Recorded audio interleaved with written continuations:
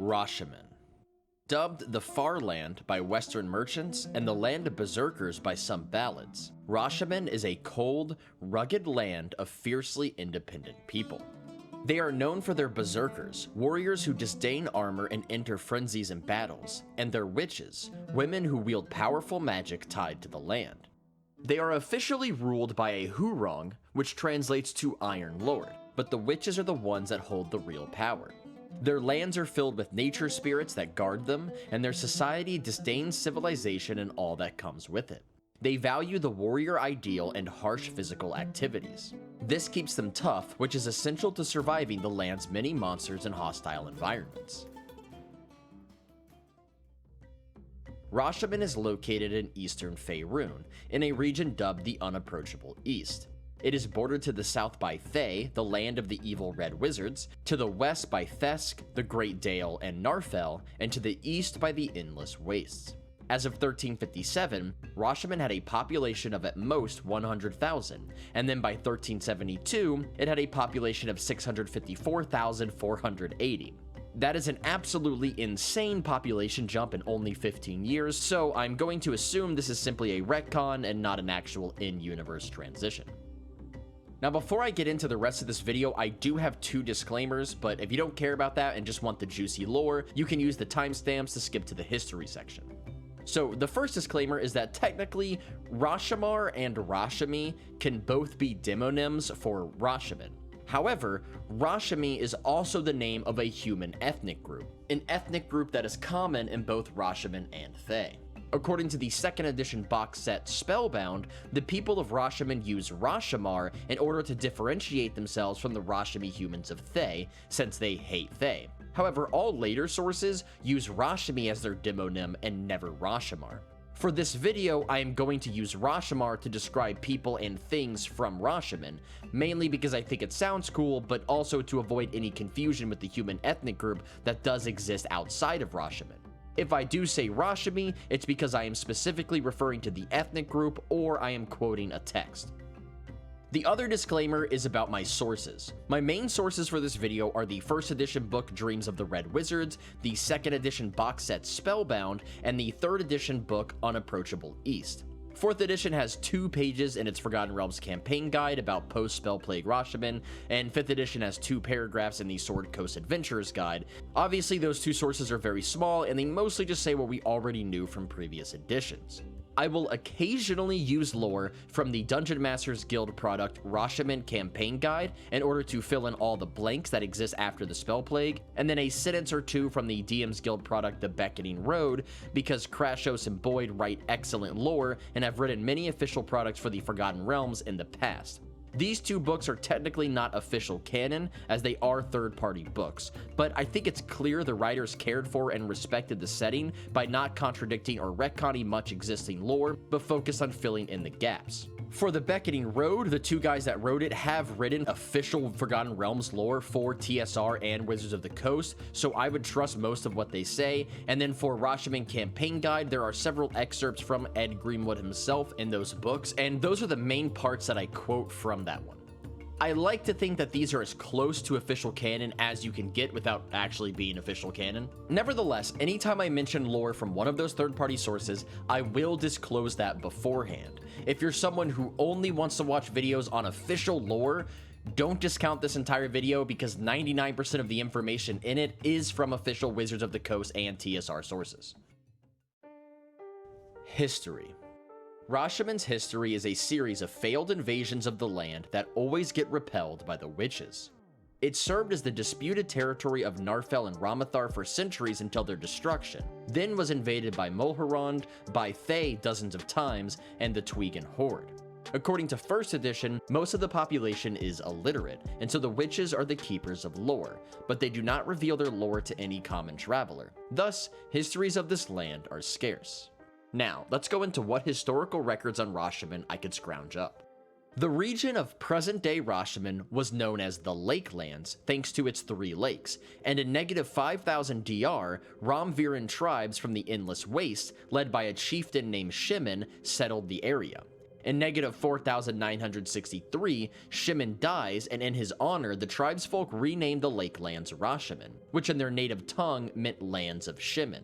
They also begin calling themselves Rashemi in Shemen's memory. In negative 2320, the Rashemi warrior Sauce strikes up trade with the Dareth dwarven clan in the Ice Rim Mountains, and settles the valleys north of the Great Glaciers. His descendants are called the Sauce Rim and find the nation of Saucel, which still exists to this day. In negative 1967, the first Mulhorand Unther War breaks out, and the Rashemi, along with other human groups of the region, are employed as mercenaries. In negative 1076, Rashemen is overrun with orcs from the recently opened Orc Gate. During the ensuing Orc Gate wars between the orcs from another world and the Mulhorandi conscript mercenaries from the Nar and Ramviran tribes. The orcs are eventually defeated, but Mulhorand loses control of their northern territory. The Ramvirans and Nar decide to start their own empires in the now unclaimed land, forming the Narfel and Ramathar empires. For centuries, Rashemen served as disputed territory between Ramathar and Narfel, with the local Rashomar defending their land. In negative 160, the year of the Stone Giant, Ramathar and Narfel destroy each other in what is called the Great Conflagration. This is when, in response to Narfel summoning the demon lord Eltab and his armies to fight for them, Ramathar summoned an avatar of Kasuth, the god of fire, which then annihilated both armies. During this time, Rashemen was plagued by demons and destructive spells. In negative 148, the year of the Black Marble, Eltab conquers Rashemen as he is fascinated with the spirits of the land and hopes to enslave them. In negative 108, the year of the Wand, a secret order of witches of Ramviran ancestry emerge in Rashemen near Lake Tyrulag, making themselves known to the Rashemi and swearing to preserve the lore and learning of the Empire of Ramathar. In negative 105, year of the Bloody Goad, the Rus, an Aluskan tribe, arrive in Rashemen. Aluskans are a human ethnic group native to the Sword Coast North, thousands of miles away from Rashemen. How the Rus tribe arrived here varies by sources. According to the 2nd edition book Volo's Guide to All Things Magical, the Rus traveled there via chains of lakes and rivers, and this is backed up by the novel Daughter of the Drow by Elaine Cunningham, which also came out during 2nd edition. However, 3rd edition retcons this in Champions of Ruin and Grand History of the Realms by stating they stumbled upon a malfunctioning portal on the Whalebones, an archipelago in the Trackless Sea, which transported them to the western shores of Lake Ashani. According to Dragon Magazine 362, the Rus were led by the warrior Yavinji when they crossed through the portal. But according to the Grand History of the Realms, Yavinji is half Rus, half Rashemi. If he was with them before they were transported to Rashemen, he couldn't be half Rashemi since those people groups were thousands of miles away from each other, so one of these sources must be incorrect. Anyways, the Rus were powerful berserkers who sparked an insurrection among the natives against Eltab. In negative 75, the year of the Leather Shield, the combined forces of the Ramviran witches, the Rashemi, and the Rus defeat Eltab and free Rashemen from his rule. This was led by Yavinji, who injured Eltab with Hadrillis, a magical sword most likely of Ramatharan creation. The nation of Rashemen is founded, and the witches offered to protect the people and land in exchange for selecting the country's leaders. In negative 45, year of the Raging Brook, Mulhorand invades Rashemen through the Gorge of Goros in an attempt to expand their empire, but they are defeated by the witches. In 189, year of the Cowled Defender, a powerful berserker named Breg the Strong rebels against the witches because the witches refused to name him Iron Lord after the previous died. Backed up by berserkers loyal to him, dozens of witches are slain in the first hours of the revolt.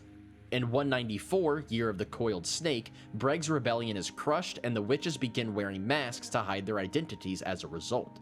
In 306, year of the Fanged Horde, a horde of orcs from the Sunrise Mountains raid Rashemen but are driven off. In 595, year of the Coven, the Durthans, a secret evil sect within the Wiclarin, attempt to overthrow the witches and take control of Rashemen. It lasts for decades, but the Durthans are eventually defeated and forced away. In 922, year of the Spouting Fish, the Red Wizards secede from Mulhorand and form the nation of Thay. In 934, year of Fell Wizardry, the Red Wizards attempt their first invasion of Rashemen and experience a crushing defeat. Even though this was a humiliating defeat for Thay, the arrogant Red Wizards blamed the loss on their commanders and continued to invade Rashemen at least another 20 times over the next 4 centuries. In 1359, Year of the Serpent, the Tweegan Horde from the east invades Thay, but Zastam arranges a truce with them and builds a portal to transport them to North Rashemen, where they invade and destroy Citadel Rashomar and then head west to Rashemen's interior. In 1360, Year of the Turret, the Tweegan get pinned between the Rashomar army and Witchboat forces on the Lake of Tears. The Red Wizards show up and part the lake, allowing Yamun Kahan's army to leave. Months later, the Tweegan Horde is defeated by a confederation of Faerunian nations, and Rashemen begins rebuilding, quickly turning things back to normal. In 1362, Year of the Helm, Thay invades again via the Golden Way through Thesk, but are driven off by water elementals summoned by the witches. In 1365, Year of the Sword, Thay invades again by melting glaciers in the Ice Rim Mountains to cause immense flooding in Amilmar and Mulsantir, and then while they're distracted by the floods, they cross through the foothills of the High Country, but once again they were driven back by elementals. In 1368, Year of the Banner, Thay ignites the western portion of the Ashenwood, forcing foul creatures to migrate into more civilized areas, and during the chaos, they teleport assassins into Amilmar and Mulsantir to kill important Rashomar, but they are defeated by berserkers. And in 1370, Year of the Tankard, Thay invades again by crossing Lake Mulsantir on magic boats, but they're destroyed by a witch-conjured storm. In 1371, Year of the Unstrung Harp, the Iron Lord Thydrum Yavarg is assassinated by Thay and is replaced by Volos Divervolk. In 1372, Year of Wild Magic, a Thayan emissary travels to Rashemen to ask to establish an enclave. She is refused but allowed to leave safely. In 1375, Year of Risen Elfkin, Thay breaks out into a civil war. While Thay is distracted by their own internal conflicts, the witches take this reprieve from invasion to focus on enemies from within, waging war against the Durthan. In 1380, Year of the Blazing Hand, the witches win their war against the Durthan, wiping them out save a few who fled, and destroying their headquarters of Citadel Traukarn, effectively removing them as a threat. Now, while the witches using the Thayan Civil War to wage their own war against the Durthan and winning is official canon from Wizards of the Coast sources, the exact year they won is never stated, so the year 1380 is taken from the third-party book Rashemen Campaign Guide. In 1385, Year of Blue Fire, Mystra is killed, causing the Spell Plague. Blue Fire sweeps the land, the weave fails, and everything is gone wonky. Rashemen is affected less than most realms, possibly due to its strong place magic and connection to the Feywild. The barriers between the Prime Material Plane and the Feywild get even thinner than before, and many more Fey creatures begin to inhabit the lands of Rashemen. As I said earlier, information on Rashemen post-Spell Plague is basically non-existent, since Wizards of the Coast seems to stop caring about lore after 3rd edition. The rest of this history section will be information from the previously mentioned third-party product Rashemen Campaign Guide. I'm not going to list everything from that book, just the ones that seem significant, but if you want more 15th century history of Rashemen, make sure you check out that book. In 1480, Year of Deep Water Drifting, a plot by Zaz Tam using his Lich Lieutenant Golra Kuss to turn people into conduits of necrotic energy is discovered and stopped by the witches aided by adventurers. In 1484, Year of Awakened Sleepers, the Eldrith Veluthra free Lasarwin the Ice Lich from his prison in the Direwood and begin aiding him in his search for the Rotting Man in order to unleash an incurable plague to wipe out humanity, and they establish a cell in the Eric Forest. In 1486, Year of the Nether Mountain Scrolls, during the Second Sundering, Lake Ashani's water level raises slightly and earthquakes shake Amilmar, but the witches use their magic to minimize damage. The people of Rashemen. The people of Rashemen are sturdy, hard-working, and respectful of their land. You will never see a logger cutting trees casually just for increased profits, or a dam plugging a river to power a mill. The spirits here punish those who take what they don't need, so the Rashomar treat nature like they would their neighbor. So first, let's discuss the racial makeup of Rashemen. 99% of the population are humans, at least as of 1372. And of those humans, almost all are of the Rashemi human ethnic group. The Rashemi are the same group that make up the commoners of Thay. However, the climate and hardships have created physical differences between the Rashemi of Rashemen and the Rashemi of Thay, causing the Rashemen natives to be taller and paler than their Thayan counterparts. Rashemi are short and sturdy, built for strength and not speed. They average 5.5 feet tall, and most have dusky skin, dark eyes, and thick black hair, with their men being particularly hirsute. Now, it says they have dusky skin, which can be seen here on this example picture of a Rashemen human from 3rd edition. However, the Rashemen of Rashemen are said to be paler than the Rashemen of Thay. If you look at artwork of characters canonically from Rashemen, in this case we have Minsk from Baldur's Gate and Fyodor from the Starlight Shadows novel trilogy, they seem to be much paler, to the point that their skin isn't dusky at all and they just look like white Europeans. I found this odd at first, as I feel like they shouldn't look that much different from their Thayan counterparts, as they're still the same ethnic group. However, after discussing it on Ed Greenwood's Discord server, someone pointed out that this pale complexion could be from their Rus ancestry. The Rus were an Eluskan tribe, and Eluskans are very pale and seem to be based off real-life Norse. They arrived in -105 and would have mixed with the local Rashemen in Rashemen. The Rashemen of Thay did not descend from these, as they would have descended from the Rashemen clans that sided with Ramathar or Narfell and helped them expand into the Priador Plateau, which was then reoccupied by Mulhorand after the Great Conflagration, which occurred in -160, so the Rashemen of Thay would have descended from these Rashemen as opposed to the ones that mix with the Rus. Anyways, other than Rashemen humans, the other prevalent beings in Rashemen are the Telthors. Rashemen is a mystical place, where the land is imbued with spirit magic. Because of this, many guardian spirits protect and live in the land, dwelling in trees, rocks, and streams. They are either animals or people who are native to Rashemen, and usually take a form appropriate to what they're guarding. So a mountain may have a bear guardian, and a forest might have a wolf guardian. Humans that died defending the land will rise as humanoid Telthors. However, most Telthors are animals. There's probably multiple ways that an animal's spirit can turn into a Telthor, but one way is if the animal was hunted and the hunter gives up offerings afterwards. Telthors are incorporeal spirits, meaning non-magical or corporeal attacks are less effective and they can fly. They know Rashemen and any languages they knew in life, can talk with animals if it's the same kind as them, and have telepathy within a range of 100 feet. They also cannot move more than 1 mile from the place they guard without taking 1 damage per minute. Besides Telthors and humans, there are other creatures unique to Rashemen. First, we have the Orglash, which are snow-flecked air elementals native to the colder regions of the land. They attack anything that threatens the land, but what they consider a threat is broad and they can act in an unpredictable manner. They pose a danger to travelers, but they have defeated many enemies of Rashemen, making them a mixed blessing. Bjor hags, which are winter-themed hags unique to Rashemen. Resembling old crones with blue-white skin and white hair, they wish to bring freezing death and pain to everyone. Every spring, the witches battle a Bjor hag, driving it off and heralding the return of warmth. The Shrieking Hag are hags that haunt the barren steppes of Rashemen's North Country. They deceive the strong and virtuous, luring them to their lairs, and when this fails, they fly into murderous rages, emitting a horrible shriek that confuses its victims. They look like tall, older women with yellow-brown leathery skin and taloned hands. They are always followed by a cold wind that constantly blows their white hair. Spirit Folk. These are descendants of humans and the nature spirits of Rashemen. They look human save for thin eyebrows and pale or golden complexions. They have no facial or body hair, but do have thick hair on their heads, and they tend to match ideal beauty standards of human society.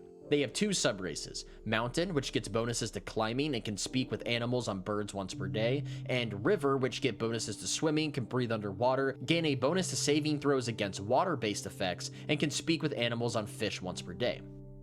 The Thawmill are earth elementals unique to the colder parts of Rashemen, and are created or summoned to protect the land. They are animated rocks with a humanoid shape from the waist up, and merging with a normal rock below the waist. And last we have the Uthraki, which are evil shape changers in remote regions of Rashemen, taking the form of humans, befriending travelers, and eating them. Their true form is a gray ape-like creature with twisted limbs and a dozen black eyes, forming a ring all the way around their head. Culture. The people of Rashemen are fiercely independent. They prefer living in mound homes in the countryside rather than in cities. They all learn to fight, and they are perfectly satisfied living in their land and have no drive to conquer others, despite Red Wizard paranoia and propaganda. With Fae next door constantly plotting invasions, at least as of the 1300s, they rarely can rest easy, so they distract themselves by working and enjoying pastimes. Rashemen are an optimistic bunch that love drinking, feasting, singing, and socializing. They are suspicious of outsiders but friendly to ones who have earned their trust. They disdain civilization and proudly proclaim their devotion to the warrior ideal, which involves participating in harsh physical activities. They see competition as a way to define status and honor and release pent-up aggression. Popular sports in the country include hunting snowcats, skiing, wrestling, drinking contests, and snow racing, which are cross-country foot races done naked. Rashemen is a strongly status-driven country, and one who excels in these activities gains prestige and is celebrated throughout the land. They love having a chance to prove themselves in battle, and will happily fight Red Wizard invasions, but their own land has enough threats from within to give them something to fight. Not to mention their honor-bound system provides enough personal disputes for them to get some fighting practice in.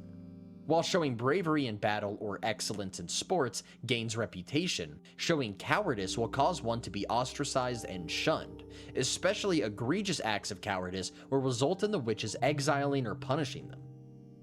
Outlanders commonly refer to all Rashemen as berserkers, but this isn't true, as the berserkers are specifically the elite warriors of their society, but all Rashemen are trained to fight.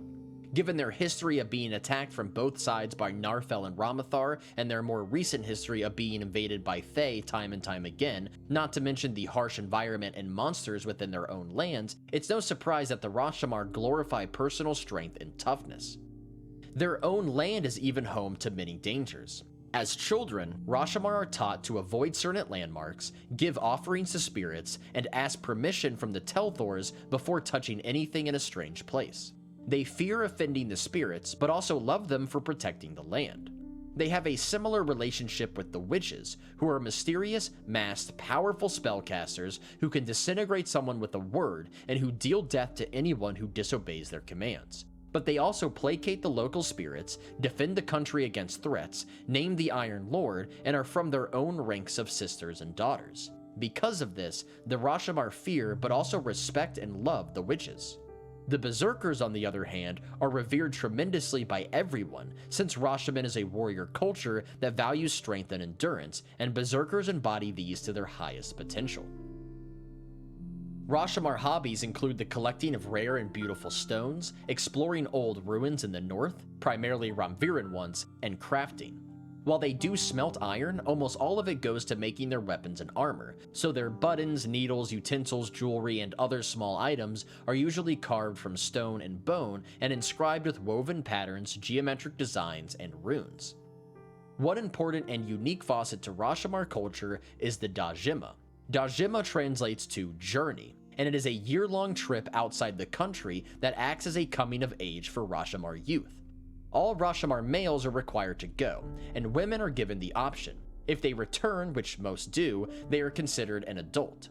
The stories of old tell of nobles slaying horrible monsters and wicked warlords on their Dajima, but nowadays they are mostly spent sightseeing and drinking.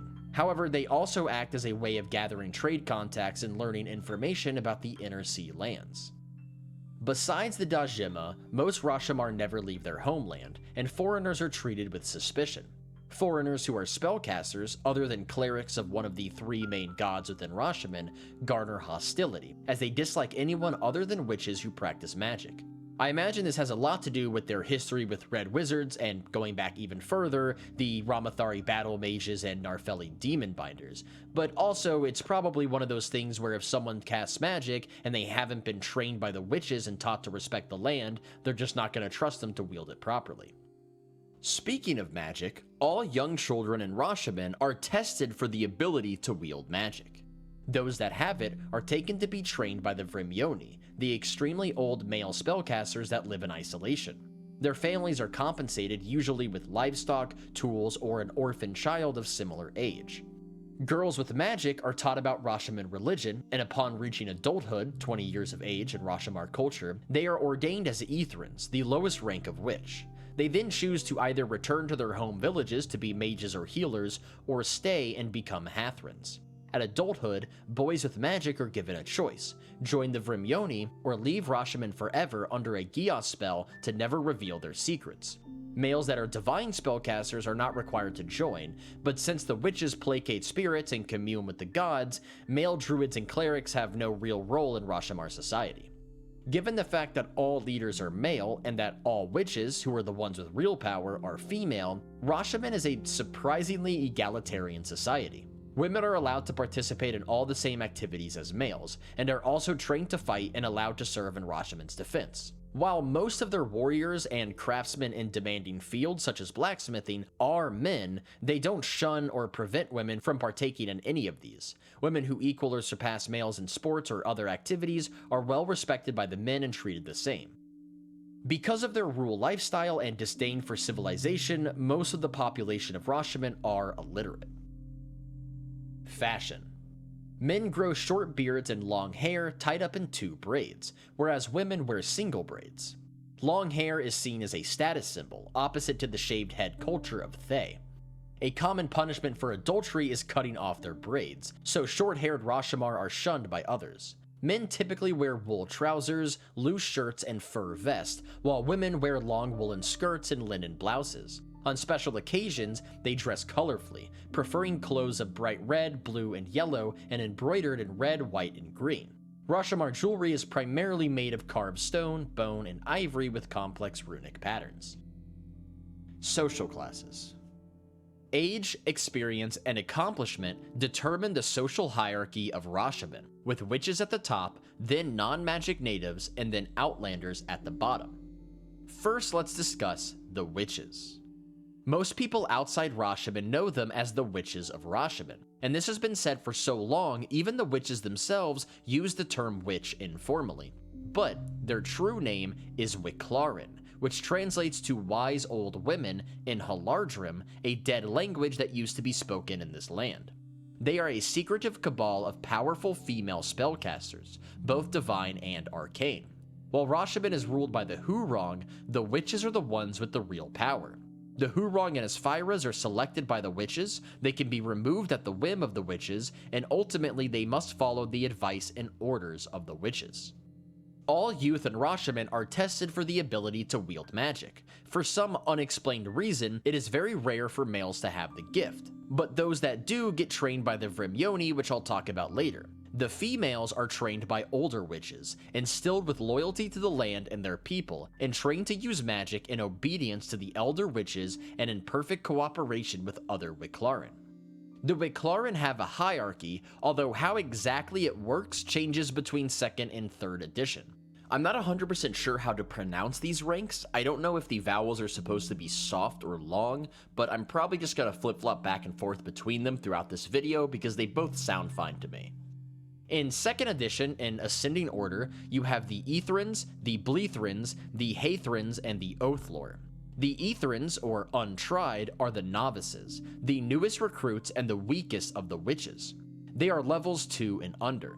Next are the Bleethrin, or sisterkin, which are witches still learning their craft. They are spellcasters of 3rd to 9th level.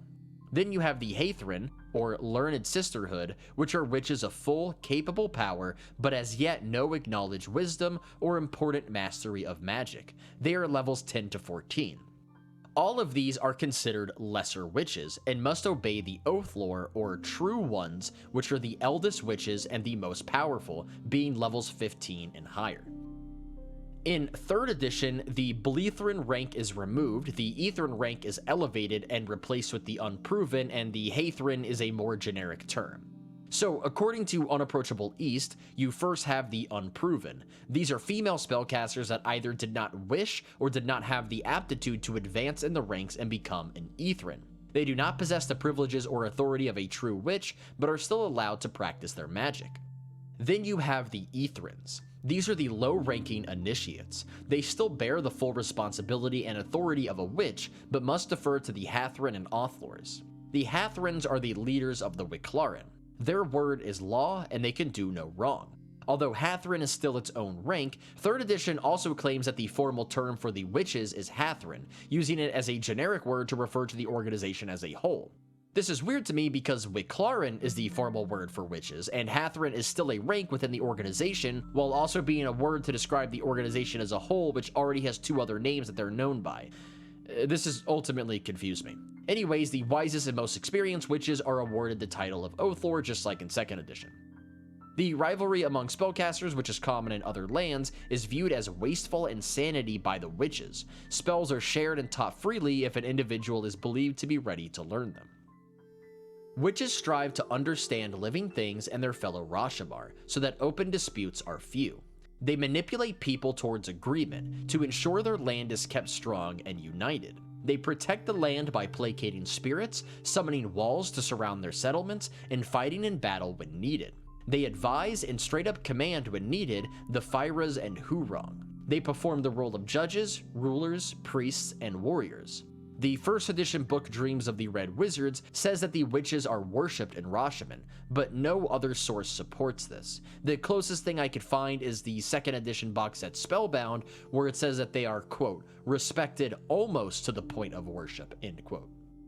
It is said that the witches occasionally seek out and take men as their lovers for brief periods of time as some sort of breeding program.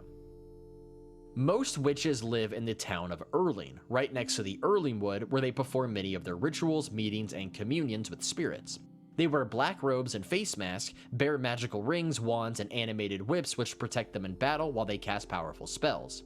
They must wear masks while traveling within Rashemen, but do not have to when outside Rashemen, in private, or around only other witches. Their masks, officially called Asathir, which means world face, are oftentimes magical, but their abilities vary from witch to witch. Examples include the Mask of Disguise, which is decorated with carved wavy lines and plain bird feathers, and it functions the same as a Hat of Disguise, and a Mask of Flame, decorated with drawn-on red or orange flames, which protects the wearer from fire and allows them to cast Burning Hands once per day. Their masks usually cover the entire face with just slits for eyes. They are hard masks made of hemp fiber and plant mixture and lined with cloth. They are painted with decorations that represent their magic as previously described, but they are also decorated with family marks, personal sigils, or marks that represent their seniority or achievements within the Wiclaran.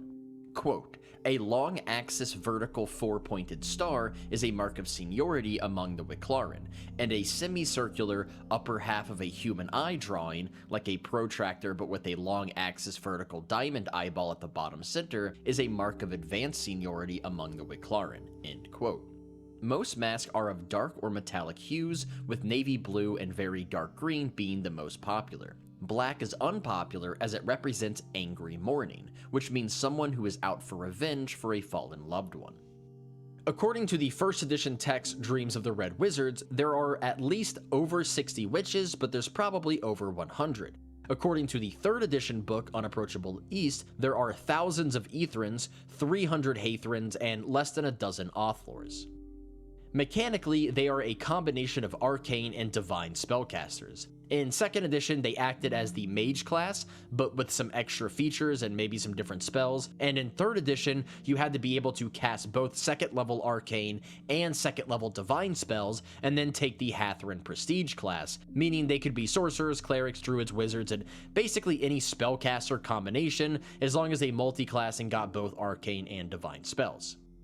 Since they can draw on the magic of the land, while within Rashemen, they do not prepare spells, but can cast any spell they know. However, this takes longer to cast than normal. In 2nd edition, they also did not require material spell components while within their homelands.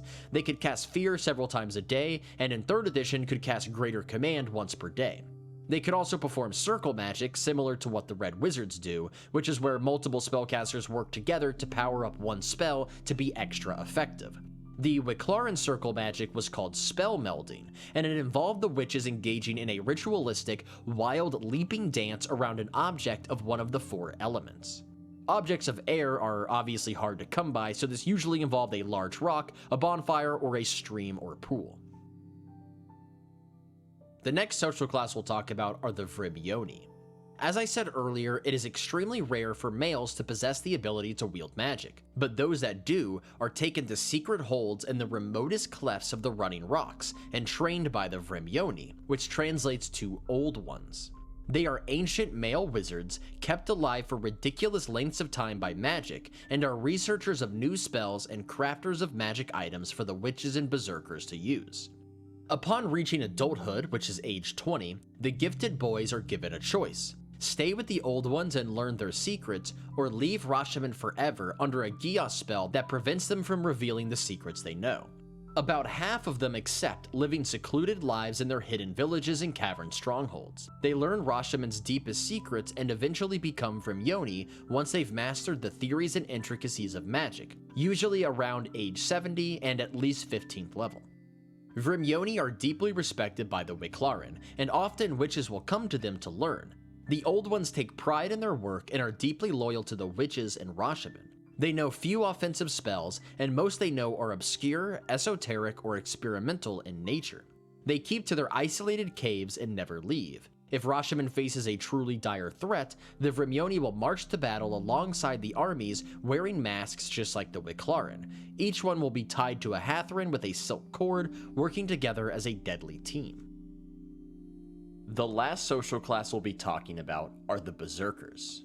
So all Rashomar are warriors, but a few of them are the elite warriors known as Berserkers. Through a combination of self-hypnosis, fighting techniques, and the consumption of Jild, also known as Rashomar Fire Wine, they can enter a Berserker rage in combat. Young Berserkers are considered full lodge members the first time they enter rage in battle, and then pass through a ritual of initiation, which ranges from all-night drinking contests to single-hand combat against each lodge member. Outlanders are allowed to join the Berserkers if they know something of Rashemen and its ways and have proved their strength in battle against Rashemen's enemies. Berserkers are broken up into different lodges, which are each dedicated to an animal spirit totem, although sometimes they are named after a local monster and not necessarily an animal. The lodges maintain forts instead throughout the realm, where they sing, drink, and tell stories of valor, and can be called upon by the witches or Hurong in times of need. They act as an extended family, with any lodge member able to find friends and a place to sleep in their respective lodge house in any village. They act as a tavern, boarding house, and meeting place for members and is watched over by a Telthor, usually of the same animal as the lodge. Larger, well-known lodges will have a lodge house in every settlement, where smaller lodges may only have one in a single village. Each lodge focuses on a specific fighting style, weapon, or skill, usually based on their totem animal, and provides powerful benefits. For example, the Berserkers of the Ettercap Lodge undertake tasks that would normally kill a human, such as ingesting various animal poisons. In 2nd edition, they gained bonus max HP, while in 3rd edition, they gained a bonus to saving throws versus poison all the time, and a bonus to constitution saves while raging. Language. The language of Rashemen is called Rashemi.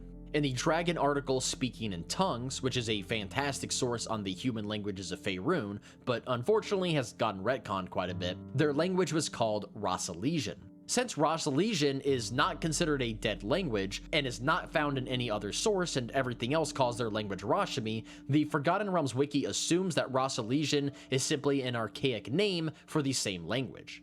At one point in the past, the language of this area was called Halardrim. This language died out, but the name Wiclaran is a Halardrim word that translates to wise old women, so it could be assumed that other Halardrim words have made their way into the Rashemi vocabulary. Halardrim and Rashemi are both part of the Rom-Therin language group, meaning they both evolved from Ramvira, the language of the Empire of Ramathar. Now, the Ramathar Empire wasn't established until -900, while the land of present-day Rashemen was inhabited by tribes as early as -5000. So I initially assumed that Halardrim and Rashemi came after Ramathar's beginnings, and they just spoke some other unrecorded language before that. But according to the Rashemen campaign guide, which is a third-party product, so it's not technically canon, the tribes that settled Rashemen in -5000 spoke Halardrim. Now, it is canon that the tribes that settled Rashemen in -5000 were of Ramvira ethnicity, so it's possible that the Ramvira language had just been around that long, and that the tribe led by Shemen had simply branched off and eventually formed their own language influenced by Ramvira, which would be Halardrim. Anyways, Rashemi uses the Thoros alphabet. This is the same alphabet used by common and many human languages, and was introduced to Rashemen by Chondathan traders traveling the Golden Way. Government. Rashemen is ruled by a Hurong, which translates to Iron Lord, who is always male and rules from a palace that towers over the capital city of Amilmar. Since the country's founding, the Hurong has always been picked by the witches, and they can remove him whenever they wish. Although he is beholden to them, he is expected to rule wisely and independently. It is his responsibility to ensure travel between cities is safe, the frontiers are secure, and that marauding monsters are kept to a minimum. During times of invasion, the Iron Lord is the supreme military commander, with authority over all except the witches, but they usually follow his suggestions in battle anyways. The Hurong is also expected to personify all the greatest Rashomar virtues. He must outfight, outdrink, outwinch, outrun, outski, and outswim all of his war leaders. No Hurong has actually managed to exceed all of his compatriots, but some have gotten close. Each community is led by a Faerûn, which means lord or war leader. They are normally renowned leaders from popular clans. Technically, Faerûns only have power over their soldiers, but they often act as peacekeepers and judges within their settlements. They are all advised by witches, who they always defer to. Now, the lore that they're ruled by Faerûns is from multiple sources, and the Unapproachable East does mention that communities are led by Faerûns, which translates to lord. However, in the write-ups of the individual settlements under authority figures in the same book, it says that these settlements are ruled by an Urfong, which also translates to lord. So I'm not sure if this is just another word for the same thing, or if Faerûns and Urfongs are two different things. After discussing it with some people on Ed Greenwood's Discord server, the most likely explanation is that Faerûns act like a sheriff, keeping the peace, commanding the soldiers, and doling out judgments, while the Urfong is more like a mayor, handling taxes, infrastructure, and other governmental duties, not focused on physical conflict. But that's simply a guess, and I don't really know if it's canon. To make matters even more confusing, Unapproachable East also says that the city of Multan is ruled by a Moltrong, which translates to East Lord, and is the only time this title is ever mentioned across all D&D products. Another theory I have is that maybe just because Rashemen is such a chaotic place that each settlement just comes up with their own title for lord. So maybe some call them Faerûns, some call them Urfongs, and Multan calls them a Moltrong. Anyways, the true rulers of Rashemen are the witches, who hold absolute power and authority. Their word is law, and to disobey it is death, although they are lenient towards the young, ignorant, or other witches. They remain behind the scenes, advising the Hurong and his Faerûns, but if Rashemen is threatened, they do not hesitate to eliminate spies and traitors. Laws. Quote, "Justice in Rashemen is swift and precise." End quote. Rashemen is governed by a simple set of laws, which takes up less than 2 written pages. They are primarily concerned with the safety and protection of the land and rely on common sense. Since most of the population is illiterate, in addition to their written form, the laws also exist in song in order to make them easier to remember. The laws are the following, although keep in mind this is from the 3rd edition source Unapproachable East, which uses the demonym Rashemi instead of Rashomar. Quote, "Do not kill or deliberately injure another Rashemi. Save your anger for your true enemies. Do not steal from your fellow Rashemi or outsiders with honor. To do so is to taint your own honor. Respect your family, the spirits, and the deities, for they guard your soul in this life and after. Respect the spirits of your home, for they guard the land when you sleep. Obey the Iron Lord, for the safety of all Rashemen is his responsibility. Obey the witches, for they are the bond that ties the people to the land and the Iron Lord to the people. Be strong, resolute, and courageous, for the weak, lazy, and craven betray the spirit of the Rashemi people." End quote. In regards as to what happens if you don't follow these laws, we know that thieves have their property confiscated, and murderers are killed or exiled. Additionally, harming or disobeying a witch, or at least one of the Hathrin or Author rank, is punished by death. Although those who don't know any better, such as the insane, ignorant, and outlanders, are excused, at least for their first offense. Witches are hesitant to exercise this power, as abusing it results in a loss of reputation within the ranks of the Wiclaran. Military. Each local chieftain, called a Faerûn, leads a band of clan warriors called a Fang. In times of war, the Fangs are commanded by witches and rally under the Hurong. Their army consists of berserkers, their elite warriors who enter frenzies and make up the berserker lodges, and warriors, which are their regular soldiers. As far as I can tell, the regular warriors are just regular citizens that take up arms like a militia. I'm not 100% sure of that, but it definitely seems to be the case, as the berserkers get a lot of attention, and it seems to be a full-time job to be a berserker, whereas nothing's stated about their regular army, so I'm pretty sure they're just regular citizens that take up arms in times of war. Anyway, the Fangs of Rashemen are made up of warriors of all kinds, but their elite core are the lodges of berserkers. Each lodge has one or more fangs associated with it, and they form the backbone of any Rashomar army. Unlike most other countries, the majority of their soldiers are barbarians and not fighters. The warriors and berserkers that make up Rashemen's armies are fierce warriors, fighting with little armor for better mobility and stealth, primarily wearing leather or skins, dressing for concealment in snowbanks when approached by enemies, and fighting with axes, spears, swords, and short bows. Some fight on small mountain ponies and use hit-and-run missile tactics. Their strategies are relatively simple. They advance en masse, sometimes supported by the ranged pony riders on the flanks. Then, the berserkers, elite forces which most armies would hold in reserve, form the front vanguard, taking most of the casualties, driving themselves into their seething rages and attacking the enemy with unrivaled fury. This initial attack usually opens up holes in enemy lines that can be exploited by the rest of the Rashomar. Now, if any other army attempted this, their barbarians would crumple against a more disciplined army, but the Wiclaran use spirits and magic to attack and terrify enemy forces, driving them from the battlefield while witchboats deliver large numbers of troops behind enemy lines.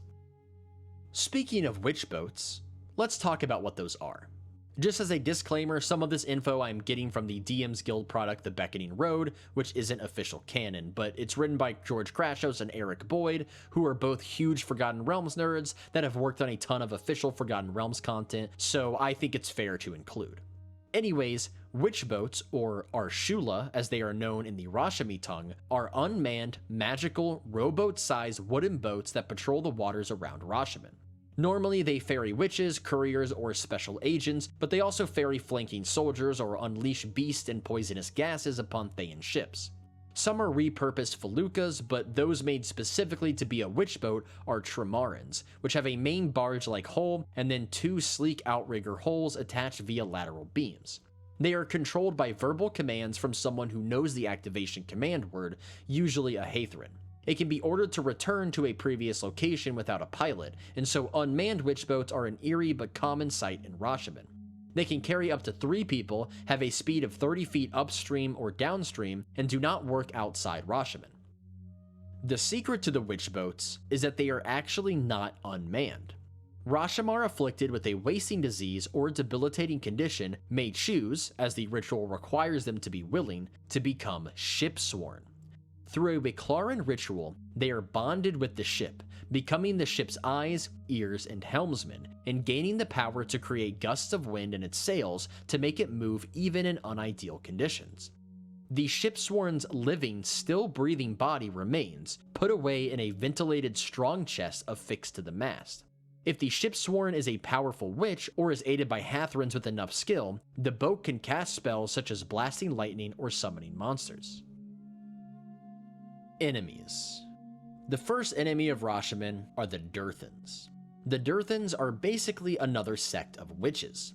They believe the only way to protect Rashemen is to be as ruthless as their enemies, and they focus more on place spirits of destruction and vengeance. They desire to invade Thay and Narfell to steal powerful magic, expand into the Great Dale and awaken the mighty spirits there, and tax the Golden Way while demanding tribute from Thesk to allow goods to pass through Rashemen from the east. They operate out of Citadel Traukarn in the Eric Forest and work in secret, oftentimes infiltrating the Wiclaran. While Thay was distracted by their civil war between 1375 and 1385, the witches turned inward and waged war against the Durthan, wiping them out and destroying Citadel Traukarn. Now, as I said, their motivation is that they believe the only way to protect Rashemen is to become as ruthless as their enemies. The problem is that the witches have been protecting Rashemen just fine for thousands of years. Every single invasion of the land has been repelled by them. So this justification really doesn't make any sense. I think they just want a flimsy excuse to become power-hungry expansionists. The next enemy of Rashemen is the Nar barbarians. So these are barbarians of Narfell who occasionally cross the river Eric to raid Rashemen when low on resources. Recently, as of the late 1300s, the witches began the practice of leaving defeated Nar alive but taking one of their arms, to send a message to the other Nar not to mess with them. Only the young and foolish continued to attack Rashemen. Then we have Chal of Citadel Rashomar. When Citadel Rashomar was destroyed by the Tweegan, the hag Chal stepped in to seize its ruins with an army of humanoid minions. She is a powerful sorceress and member of the Durthans. As of 1372, she was amassing an army of goblins, hobgoblins, bugbears, and ogres from the Sunrise Mountains in order to conquer Rashemen, but she knew that this wouldn't be enough, so she was also working a plot to turn the people of Rashemen against the witches by entrapping young Etherans and tempting them with power and wealth to her way of thinking, but she had little success. And then the last enemy of Rashemen are, of course, the Red Wizards of Thay. They have led dozens of failed invasions into Rashemen over the course of centuries. As of 1372, Thay had been moving toward a focus on mercantilism as opposed to conquest. Rashemen is of little strategic value and populated with violent warriors and mysterious spirits that would rebel under Thayan rule at any cost. So the intelligent strategy for Thay would just be to ignore Rashemen and not conquer it. But the Red Wizards continued to invade, possibly because they took the losses personally and are upset that they are not powerful enough to beat them. By the 1490s, as far as official sources are concerned, although there's little info on what happened during the century after the Spell Plague, Thay hadn't made any invasion attempts against Rashemen in the past century, and Zaz-Tam was focused more on consolidating power within the country and maintaining their status as a trading power. So maybe Thay finally has a competent leader. Since no Thayan invasions had happened in living memory, I would assume Thay is not as hated by the Rashomar as they used to be. However, the 5th edition Sword Coast Adventurer's Guide dismisses this by saying, quote, "Little pleases a Rashomon warrior more than the chance to strike down a Red Wizard in battle," end quote. The Red Wizards are still a notoriously and objectively evil faction after all, and I imagine few Rashomar would necessarily want to visit. But it could be that they were just copying and pasting stuff from older editions into Sword Coast Adventurer's Guide so that they didn't have to come up with any new lore. I don't think it's unreasonable that the tension between Rashemen and Thay has at the very least cooled down a little bit, at least as of compared to the 1370s. Religion. The main gods worshipped in Rashemen are called the Three, and they are Shantia, the goddess of life, bounty, and all things agrarian, Maliki, goddess of forests and forest creatures, and Mistra, the goddess of magic. However, in Rashemen, they were known by different names, at least outside the major cities. Shantia was known as Bala, the Dead Mother, Maliki as Keliara, the Forest Maiden, and Mistra as the Hidden One. Why Shantia and Maliki get unique Rashomon sounding names in addition to a title and Mistra only gets a title, I don't really know. However, the DM's Guild book The Beckoning Road that I mentioned earlier does give her the Rashomon name of Malarum. In the 4th edition Forgotten Realms campaign guide, it mentions the Rashomon pantheon as being 3 gods, but replaces Mistra with Selûne. Now, Mistra was dead during 4th edition, so I'm guessing that's why they did that, but this seems more like a retcon and not like a real lore answer, just because it doesn't make sense to me that just because one of their gods died, they just immediately start worshiping another god that previously was never worshipped there. It doesn't really make any sense to me. And it's the only source mentioning Selûne being worshipped in Rashemen, so I'm going to assume this is an error, but I'm not 100% sure. In addition to the 3, Rashomar also venerate a host of local place spirits, spirit heroes, and demigods known nowhere else on Faerûn. Most of these do not have names, save for particularly old ones with recognizable personalities, and they are rarely met in person by the Rashomar. Instead, the people of Rashemen look for their signs through miraculous occurrences, omens, and in extreme cases, such as a witch casting the planar ally spell, through their servitors. The servitors can be celebrated heroes now serving the 3 in the afterlife, or other forest guardians such as the Woodman.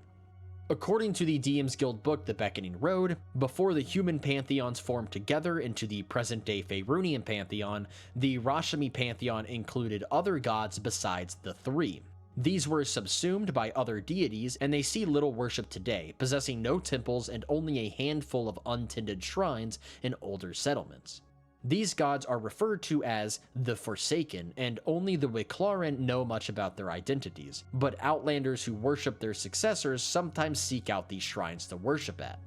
The known Forsaken gods and the gods that now hold their divinity are the following: Larubis, subsumed by Merkel, and now Kellumbor holds their power; Hefila, subsumed by both Selûne and Shar; Ivis, subsumed by Arl; Cathor, subsumed by Eldath; Raiganar, subsumed by Malar; Ortham, subsumed by Sylvanas; and Tansei, who is subsumed by Lathander. Economy. Caravan travel in Rashemen is difficult, so only the most ambitious do it. There are 3 trade routes from Rashemen: north via the Long Road, or west through the Great Dale, both of which begin in Mulptan and connect to Narfell.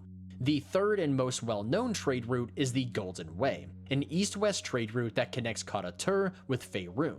All trade to or from the Endless Waste, the Horse Plains, Murgam, and Simfar uses the Golden Way and goes through Shevel, the largest settlement in the land and the closest thing Rashemen ever gets to a bustling mercantile city.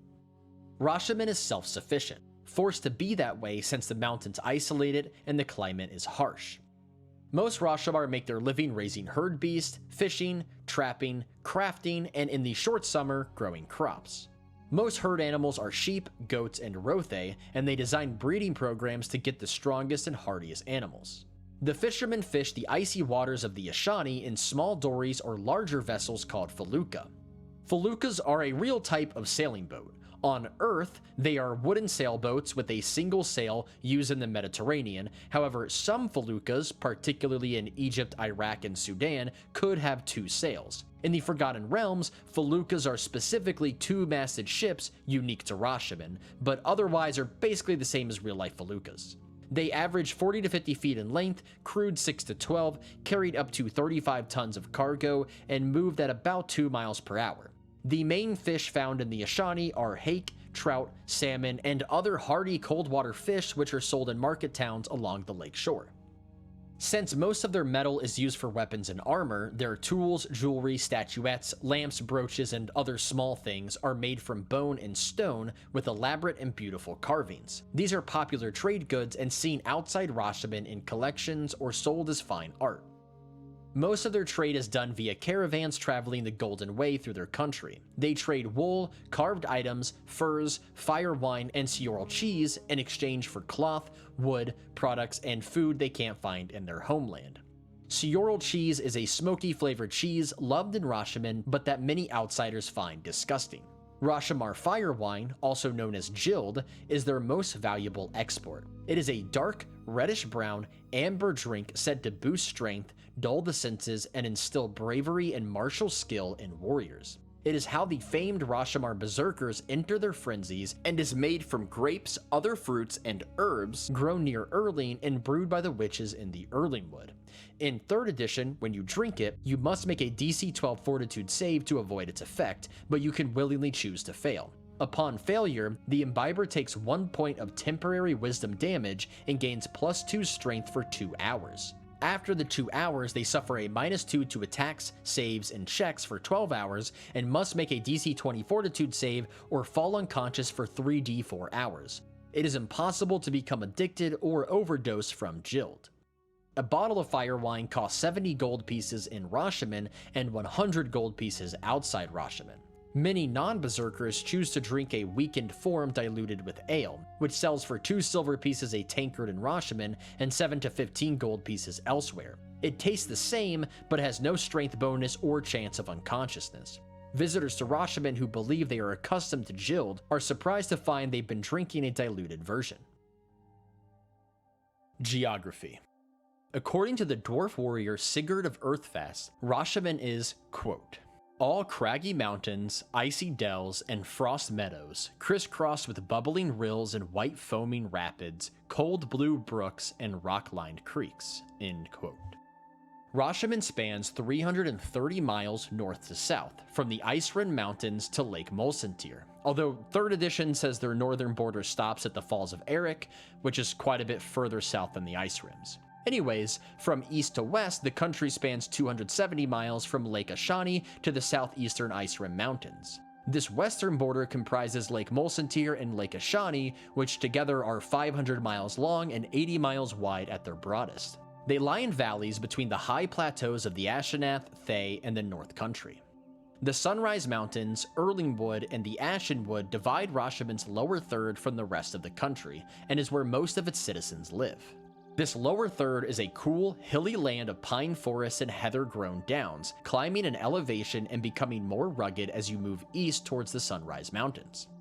Rashemen is a cold, rugged, isolated land, primarily known by the rest of Faerun through legends. The land itself is said to be alive, with every tree, rock, river, and lake housing a guardian spirit that oversees its welfare.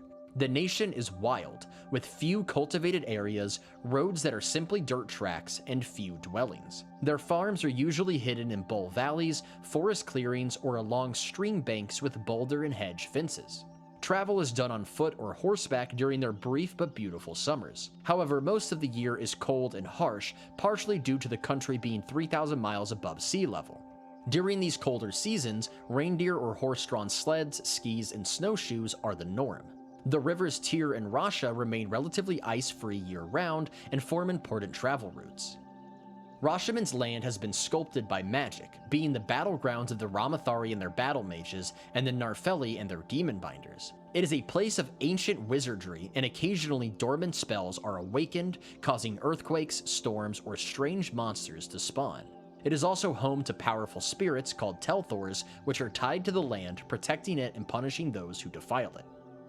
Before I move on to the specific geographical locations, one thing I need to point out is that the map of Rashemen does get altered quite drastically between 2nd and 3rd edition. As you can see, the Erlingwood is moved further north, the town of Erling moves with it, the forest that used to be the Erlingwood is still there but has no name, a forest is added in the south, Multan is moved further north, and rivers are moved around, added, and have their origins changed. As far as I can tell, there's no in-universe explanation for this, it is simply a 3E retcon. I will talk more on this when I focus on the individual locations. First up we have the Ashenwood. Cradled by the eastern shores of Lake Ashani, the Ashenwood, or Ashanduar in the native tongue, is a forest of fir, pine, ash, and aspen according to 2nd and 3rd edition, but according to 4th edition, it is an evergreen forest. It is a place of great place magic where every stone and tree are the homes of spirits which can impart great wisdom or dreadful vengeance on trespassers. The Rashamar refuse to settle it out of ancient tradition, but they do occasionally enter to go on hunts or magical quests after paying their respects to the powers that dwell there via prayers or small gifts. A typical gift is a flask of clean water, a handful of fertile earth from a garden or farm, and a meal of foods that would appeal to forest creatures, which is then burned in the middle of a circle of stones so the smell will reach the spirits.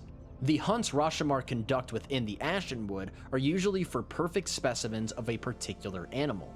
Afterwards, the hunters make offerings to turn the animal's spirit into a Telthor, or at the very least prevent them from seeking vengeance against the hunters. The Ashenwood is home to ordinary beasts such as badgers, porcupines, skunks, stags, rabbits, squirrels, raccoons, and foxes, and monsters like forest trolls, owlbears, sturges, green hags, annis hags, and ettercaps. Some of the monsters are famous for being unusually large, old, and cunning, such as Hornclaw the Grey, an owlbear bigger than a giant and over a century old, and Dargaran, a troll who could take a man's head off in one bite. The Ashenwood is also home of ancient powers that occasionally walk in physical forms of their own or through their servitors. One of these powers is called the Woodman, and it is the most powerful of all of Rashemen's nature spirits. He is a 50-foot tall humanoid made of living wood with root feet, club-like hands, and sprouting leaves, branches, and needles of dozens of different tree species all over. He is known to exact vengeance on anyone who isn't unwaveringly dedicated to the land and its people, and the Woodman is used by mothers to frighten their children into obeying the witches and respecting the land. Other strange creatures live here as well, such as Bristlebeard, an awakened direboar with bright red patches of hair, who listens to the Telthors and watches over lost Rashamar, and Stormwind, a huge ancient treant who sleeps for decades at a time but wakes up to commune with the witches when they require his advice. The Central Plains. For most of the year, Rashemen's Central Plains are cold, bleak places covered in frost or snow and home to herds of reindeer and caribou. In the late spring and summer, it is a colorful array of wildflowers, green trees, and cool brooks. They are sparsely inhabited by homesteads where Rashamar live and work, and are also home to many animals such as mice, voles, foxes, wolverines, and coyotes. Wolfpacks come down from the high country to hunt reindeer and caribou, and especially harsh winters will cause ice trolls and white dragons to come down and hunt the isolated Rashamar families until driven out by the Hurong's warriors. The Eric Forest. This forest lies on the western side of Lake Ashani, technically outside of Rashemen's borders, according to 3rd edition, but according to 4th edition it is in Rashemen's borders. Either way, it's not really lived in or visited by the Rashamar, so it makes sense that whether it's considered part of their territory or not changes depending on the time period or who you ask. The Eric Forest is a dark and bitter woods home to angry spirits, hostile plants, and evil fae. The Durthan, the evil counterparts to the Wiclaran, use this place as a refuge and secret meeting grounds, the same way the witches use the Erlingwood. They meet, train guardian beasts, and explore dark magic here. Among the evil creatures that live here are assassin vines, night hunters, owl bears, shambling mounds, evil Telthors, at least one Grey Render, and of course the Durthans themselves. Few believe the Durthan exist, and fewer know they use the Eric Forest as their base. As of 1372, the Durthans were building a fortress here called Citadel Traucarn, and they did finish building it at some point later, but I don't have an exact date. While Thay was distracted by their civil war between 1375 and 1385, the witches turned inward and waged war against the Durthan, wiping them out and destroying Citadel Traucarn. Within the Eric Forest are the Falls of Eric. Quote, "The river Eric winds along the glacial highlands above Rashemen, through the icy lakes known as the Teardrops, and finally plunges down hundreds of feet at the Falls of Eric, a roaring veil of white that marks the northern extent of Rashamar influence." End quote. In 2nd edition, it is located where the river Eric empties into the Ashani, south of the Long Road, whereas in 3rd edition, it is located north of the Long Road about 100 miles before Lake Ashani. As part of tradition, Rashamar departing for their Dajima are expected to camp one night by the falls and cast offerings to the gods and spirits of Rashemen into it. They say the falls are guarded by great magic that punish those who take the offerings and bless those who pay it proper obeisance with good fortune and long life. Rashamar attribute any success they have in life to proper offerings. The High Country. The High Country is what the Rashamar call the northern section of the Sunrise Mountains that resides in Rashemen and its surrounding foothills. They are a chain of high peaks surrounded by dark hills, consisting of steep slopes riddled with hundreds of ravines and valleys, most of which stay filled with snow for months. They are extremely dangerous and take dozens of lives every year, from people who walk on the snow thinking it's a pass through the mountains, only for it to be a thin crust over a 100-foot drop. The High Country is a wild place of kobolds, goblins, trolls, wolves, ghosts of those who died during the Tweegan invasion, white dragons, and magical places such as the ancient stone monoliths. These monoliths were created by the Ramathari. Some are simply to mark locations, but many are magical traps that have imprisoned Nar demons. If they break, they will release any trapped fiends, so witches check them every year for signs of wear and tear. According to the Rashemen campaign guide, during the Spell Plague, many of them failed and released their demons, which continue to stalk the remote areas of Rashemen. The goblins and kobolds dig warrens in the ravines and raid mining settlements, and sometimes even lowland areas if the weather permits. As of 1372, the monstrous colonies of the High Country included a goblin tribe over 100 strong and led by King Nanrak the Fierce, another goblin tribe led by Omver from the Blackstone Tower called Omvadurth, and a kobold tribe of over 200 led by Tekken the Warlord. By 1479, the Nanrak goblin tribe still persisted and controlled the northern caves and mountains of the High Country. The Omver tribe still lived in the Omvadurth and controlled the area around it on the Mulsanyar Plateau, while the kobolds working with young dragons were known as the Brood of Kashan and served the ancient white dragon Kaseth Kashan. Kaseth Kashan, simply called Kashan by the Rashamar, lives here but flees when he sees humans. He prefers to annex the High Country through his offspring, young dragons and half-dragons, which work with the local kobold tribe. According to the Rashemen campaign guide, in 1479, a Dwagar trading post called Vizier was established on the Molsenyar Plateau, which upset numerous Fyras but was sanctioned by the Wiclaran. This is because when the Dwagar city of Darzalstok, located under the eastern side of the Sunrise Mountains, was destroyed by earthquakes during the Spell Plague, they rebuilt a city in a nearby vault called Fraz and wanted to avoid conflict with the witches. So they formalized their relationship by establishing the trading post, offering fine metals and other crafts, and making sure not to deal in slaves on the surface to avoid the ire of the Rashamar.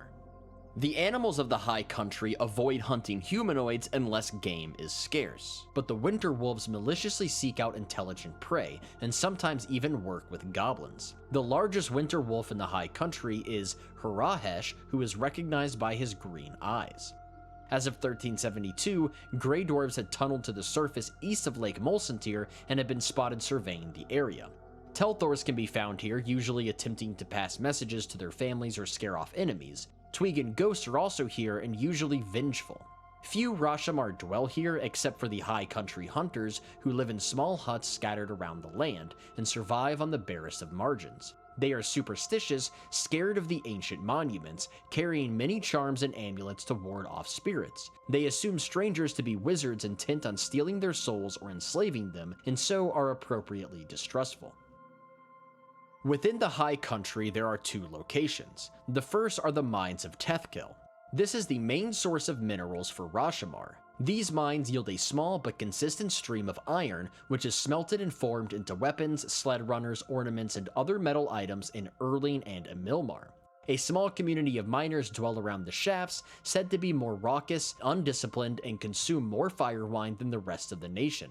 This is partly because the mines are harsh and dangerous, so they have to be tough to survive. In addition to the environmental hazards, they frequently get invaded by kobolds digging into the mines, goblin wolf riders from the Endless Waste attacking the town, winter wolves roaming the hills for easy prey, and Dwagar incursions from the south. The miners frequently fight each other as a pastime and scorn any they perceive as weak. The other location within the high country is the Molsenyar Plateau, a rugged plateau north of the Gorge of Goros, similar in appearance and topography as the Tharsh of Goros in Thay. If you want to learn about what the Tharsh of Goros is like, you can check out my Tharshes of Thay Part 1 video, but it mainly consists of barren mesas and sparse pine forests with basically no flat terrain. The Molsenyar Plateau is technically part of the Thayan Plateau, but the gorge divides the Thayan section from the Rashamar section, and so the Rashamar have given their section a different name. Few Rashamar live here, leaving it for the goblins to infest. The Iron Lord stations a few war bands of berserkers to keep the goblins in check and watch for Thayan invasions. Lake Ashani, also known as the Lake of Tears in honor of all the battles fought along its shores, is a deep, blue, cold lake that forms Rashemen's western border. It is fed by glacial lakes from the north, specifically runoff from the Ice Rim Mountains. Ashani has no surface outlet, but at its deepest point, about 1 mile, it dumps into an underground sea in the Underdark. Now, Unapproachable East, the source I got this info from, says that this Underdark Sea is unexplored. I would assume they mean unexplored by surface dwellers, since the Underdark map from the same edition has a name for it, the Cold Sea, so it obviously has been explored by someone since it's been named. Anyways, according to Spellbound, the Rashemen side of Lake Ashani is unsettled except for the singular town of Emilmar. According to 3rd edition, the Rashemi side has quite a few settlements, including Emilmar, Molsentir, and many villages and hamlets between them. I find this strange because, other than it being a retcon, it lists Molsentir as a settlement on Ashani's shores, but Molsentir is not on the shores of Lake Ashani, but the shores of Lake Molsentir, hence the name, so I assume that's an error. Anyways, the eastern shores of Lake Ashani are lined with firs and pines, and home to owlbears, water trolls, and other monsters, which come out of the Ashenwood to plague the nearby settlements. Because of this, these settlements usually have walls, watchtowers, and a higher proportion of combat-ready men and women. Lake Ashani is protected by various enchanted aquatic creatures, such as Nereds, water weirds, nixies, and Telthor fish under the command of a great water spirit that only the witches know the name of. They say that wearing clothes in the lake angers the Fae spirits, inviting their wrath. The only fish in the Ashani are ones that can survive its icy waters, primarily hake, trout, and salmon. Now, this isn't really important, but I feel the need to point out that hake are saltwater fish, and Lake Ashani is freshwater. So either hake and the Forgotten Realms are different than in real life, or that's an oversight. Lake Mulsantir. A lake of silty runoff, murky depths, and strong currents that overturn ships and sweep people away. It is a turbulent body of water that forms their southern border between Rashemen and Thay. Lake Mulsantir is fed by 3 rivers: the River Goros, the River Sur, and the River Thay. It flows north into Lake Ashani via a broad passage called the River Mulsantir. Being the border between Rashemen and Thay, Lake Mulsantir is patrolled by witch boats, the frequently unmanned boats of the Wiclaran. These witch boats are more maneuverable than any Thayan vessel, and Thay has less lumber to build more boats than Rashemen, so the Red Wizards gave up on controlling the lake. At one point, Red Wizards would dump aquatic monsters they had created to disturb the Rashomar, but they tended to hug the warmer southern shoreline, preying on Thayans more than Rashomar, so the practice stopped. However, the more cunning of these creatures survived, and are often blamed when boats go missing. Lake Tyrulag. A cold blue lake in the center of the most populous region of Rashemen, and it lies on the country's major waterway. It is fed by the River Tyr. In 2nd edition, it is also fed by the Rasha River, while in 3rd edition, it is fed by the River Fur, and the Rasha River is what flows from it to the River Mulsantir. Lake Tyrulag is home to hardy trout and crayfish, which are fished by fisherfolk from the city of Tanir. While not as cold as the Ashani, it is still used by Rashomar to prove their strength and hardiness by swimming naked in its icy depths and seeing who could remain the longest. The Rashami are a hardy race, but there is still the occasional death from heart attack. The friendly competitions are followed by feast and drinking in well-heated lodges. Many legends surround the lake, most notably that a great treasure lies at the very bottom. The story of its origins vary. Some say it was stolen from the witches, others claim it was a hoard of an ancient Nar wizard, and some believe it is a gift from the spirits of the land for anyone brave enough to claim it. The treasure is guarded by a dragon made of solid ice and invisible to mortal sight. Large patches of ice are seen on the lake's surface all year round, frequently with a foreigner frozen inside, a victim of the dragon's breath weapon. The dragon is either under the control of the Hathrans, or at least respects their power, as it leaves normal Rashomar alone. The North Country. These are the plains that make up the northern 2/3 of Rashemen, similar to the Central Plains in most ways, but referred to by a separate name because of the many Narfeli and Ramviran ruins that dot its landscape. They are mostly bleak, windswept plains consisting primarily of hardy grass and scrub, with little else. The southern section consists of ravines and rocky edges, but the northern section is flat, cold steppes for hundreds of miles until you reach the foothills of the Ice Rim. Some of the Narfeli and Ramviran ruins here hold treasure and magic, guarded by spirits, spells, and monsters, which makes for excellent opportunities for Rashomar nobles to prove themselves and have adventures. The frequent fatalities also help to keep the Rashomar noble population in check. Few Rashomar live in this region, and those who do live in isolated farming settlements as far as possible from the ruins, as many stories about their dangers are passed down through the generations. Within the North Country are several locations, the first being the Ring of Grey Flames. Most of the Ramviran ruins are clusters of tall towers guarded by lethal spells and leech magic in the surrounding area, mutating the local creatures. The most famous of these is the Ring of Grey Flames, a circle of 5 narrow towers with grey flames burning at their peaks. The flames emit only dim light, and they disrupt any divine magic near it. Only 2 of the towers are fully intact, and occasionally grinding noises can be heard emanating from them. The surrounding countryside is roamed by free-willed magical constructs called spell wards that are essentially living spells.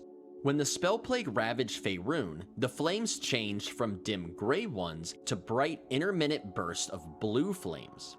After the second sundering, the blue flickering stopped and they were once again gray, according to the Rashemen campaign guide. Another Ramathari ruin near the base of the Ice Rims are the Towers of Smoke. These constantly leak plumes of deadly vapors equivalent to a cloud kill spell and is guarded by various sized iron golems.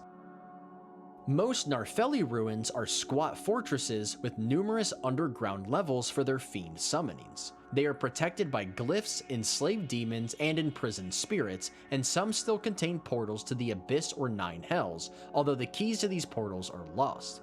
They also usually contain devices to banish or summon demons and scrolls of clerical spells. The most famous of the Narfeli ruins is the Fortress of the Half-Demon, named after its gigantic iron gate in the shape of a demon's face. The upper levels are fairly mundane and often hold outlaws or monsters, but the lower levels hold powerful wards and bound fiends, along with vaults containing secrets to binding magic. As of 1372, it was used as a stronghold by the warrior mage and hag spawn Losk, who led a gang of brigands. In 1479, it was controlled by a group of undead Durthan allied with an unknown force, possibly Nar, and were driven to the tunnels underground by berserkers and fae led by Aoth Fezim. The River Ashan. This fast-flowing river rushes and foams over its rocky bed. According to 2nd edition, it starts in an underground spring beneath the Ashenwood, flows through the forest, and then out into Lake Ashani. According to 3rd edition, the River Ashan begins in the Running Rocks instead of the Ashenwood.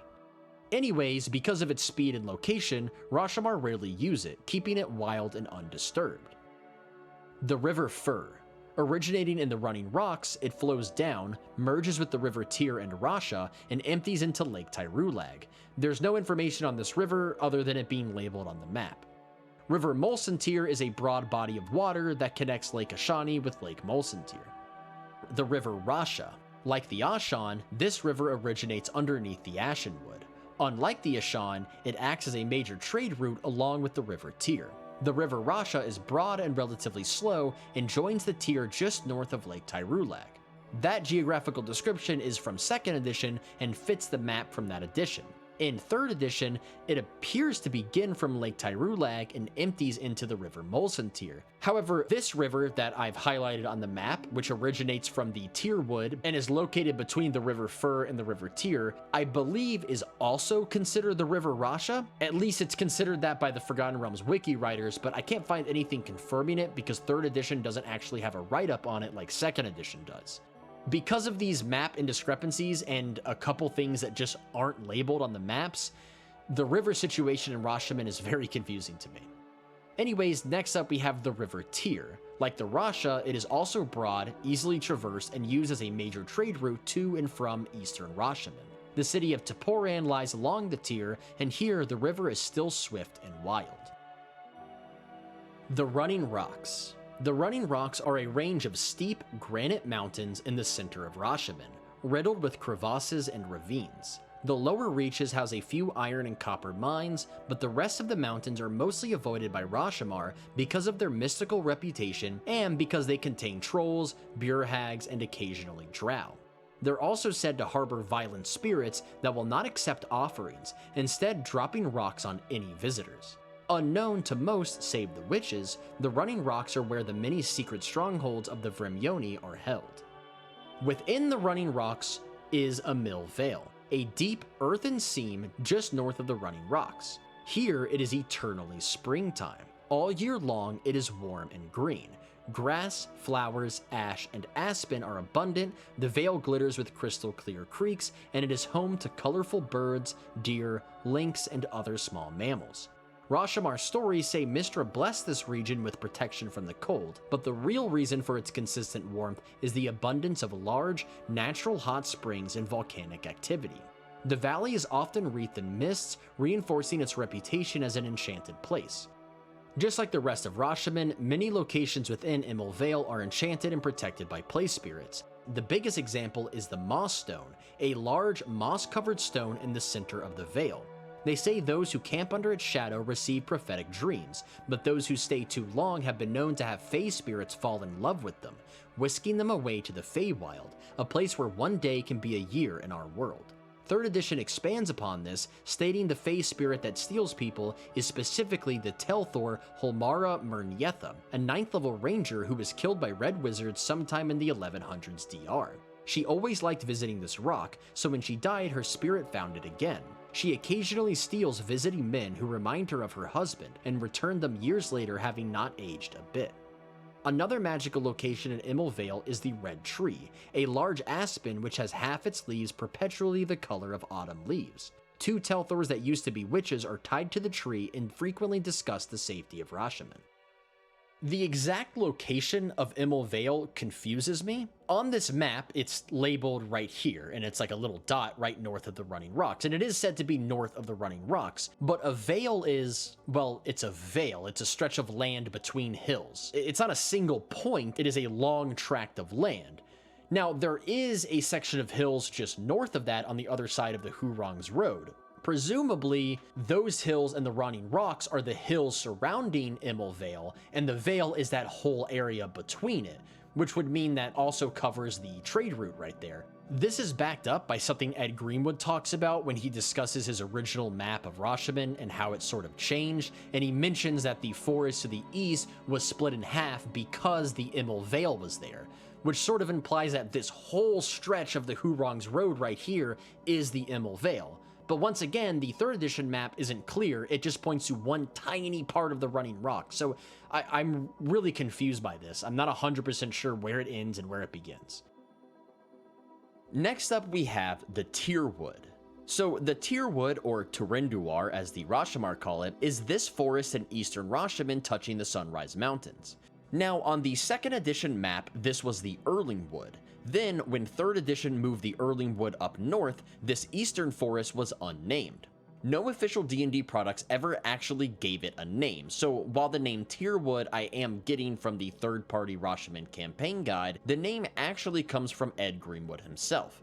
On one of Ed Greenwood's original maps of the continent of Faerûn, these two forests were both the Erlingwood and were connected as one large forest, with the Hurong's Road cutting through it. When the players in his campaign went to Rashemen, he drew up a localized, more detailed map for the country in 1982, and on this map, he split the forest into 2 different parts. This southern forest was called Turinduar, which is the Rashemen name for the Tyrwood, Duar meaning forest, and then Tyrin being the name of a local lord who disappeared a long time ago, and that the river Tyr is also named after. So all of the information about the Tyrwood I am getting from this DM's Guild book. The Tyrwood is dangerous, filled with many of the same monsters that infest the Running Rocks, which the forest bleeds into. A part of the Golden Way trade route branches off and cuts through the forest to Mulptan, but caravans always ensure they have many highly visible guards to deter the Nanrak goblin tribe from raiding them. Rumors persist of a gray dragon living in its peaks, and pairs of witches going to and from said peaks. On the banks of the River Tyr on the southern edge of the forest lies Tyrdarin, a woodcutter's hamlet that has been abandoned from constant monster attacks and now probably acts as the lair to some foul creature. Next we have the Tyrulag Forest. Speaking of things not named on maps, the forest in southern Rashemen right next to Lake Tyrulag is also never named in official products. And while, once again, this is from the Rashemen campaign guide, just like the Tyrwood, this was also named by Ed Greenwood on his original 1982 map. It is surrounded by the Golden Way to the south, the River Rasha in the north, Lake Tyrulag to the east, and the Simred Hills to the west. Tyrulag Forest is probably the most settled woods in Rashemen, but the locals still, of course, ensure they placate the spirits when hunting or chopping trees. They say that a Fey crossing exists in its center, guarded by dryads, and the Wiclaran deter anyone looking for it. Erlingwood. In 2nd edition, the Erlingwood was between Mulptan and Shevel and bordered the High Country. In 3rd edition, it is further north near Mulptan and the Hurong's Road. The Erlingwood is a dense and wild forest and is the center of power for the witches.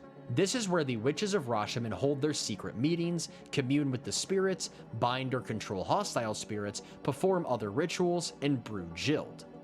During their meetings, they discuss happenings in Rashemen, receive reports from Hathrans returning abroad, scry the Red Wizards, and plan for the needs of the people in the upcoming season. Young Etherans are brought here to be ordained, and males set to join the Vrimioni receive blessings here from the spirits before going to live in isolation in the Running Rocks. Outsiders are strictly forbidden from entering the Erlingwood, and will be killed by the witches or forest guardians, with no exceptions. Even the lost, ignorant, or first-time offenders are not spared this fate. The witches aren't evil, and appreciate those who inhabit the land, but they suffer no interference or attempts to share their power. They will question the violator and then put them to death in a quick and humane manner, usually by administering drugs or sleep spells. Because of this no-tolerance policy, the Hurong ensures warriors patrol its borders to keep visitors out. The forest is filled with Telthors who will kill intruders, or at least alert bigger Telthors or Hathrans of their presence, and alarm spells enhanced by circle magic. Particularly secret areas are protected by powerful glyphs enhanced in the same way. The last geographical location is White Rusalka Vale. It is a vale hiding a slow-moving stream that empties into the Ashani. It is located halfway between the River Ashan and River Rasha.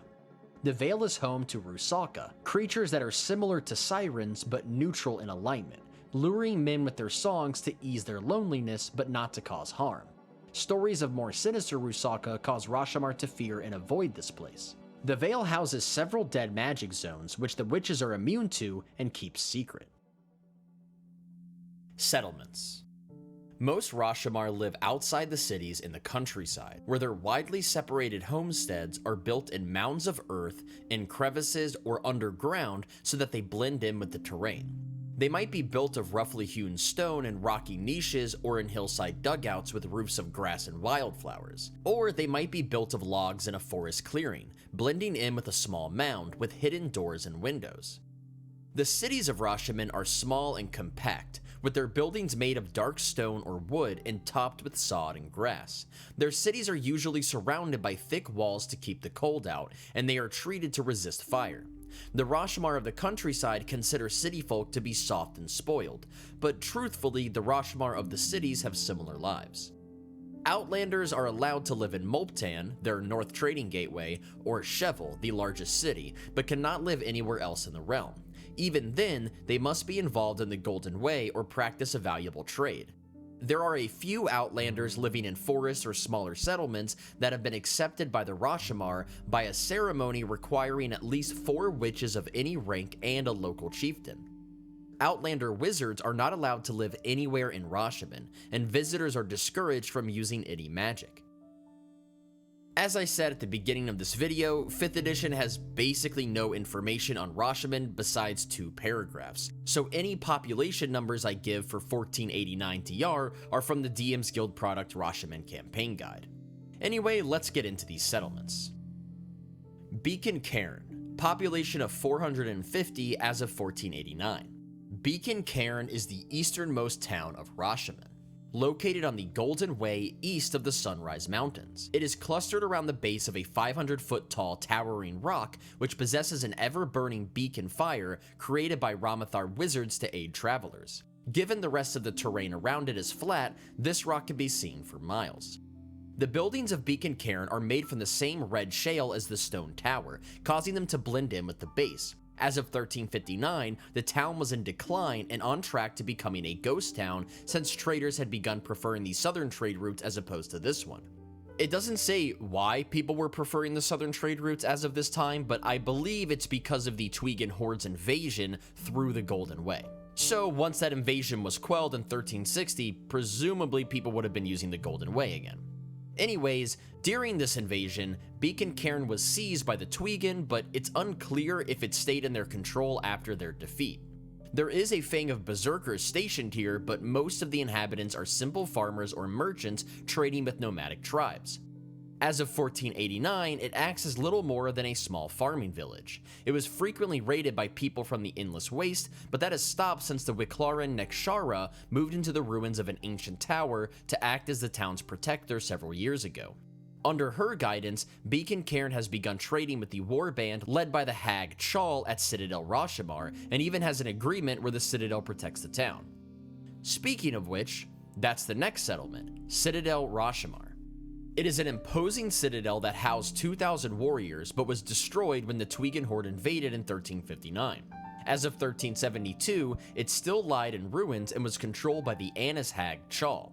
Chal was a member of the Durthans, wishing to conquer Rashemen and teaching her minions to use place magic. She was guarded by 8 barbarian ogres, who each led 20 goblin sorcerers trained on how to fight berserkers by using hidden run tactics to deplete their rage. Her closest ally is the half-orc 9th level cleric of Luthic, Durak Han, who can resurrect her fallen minions. Chal layered in the lower levels, and the upper levels were home to goblins and giant spiders, which the goblins sometimes rode as mounts. According to the Rashemen campaign guide, Shaw was killed in 1469 by a Durthan, who then assumed her identity and continued to rule the Citadel and its minions. The new Shaw raids settlements less, allows adventurers and leaders to attain audiences with her in the Citadel, and makes protection agreements with nearby settlements in order to be seen as a legitimate power.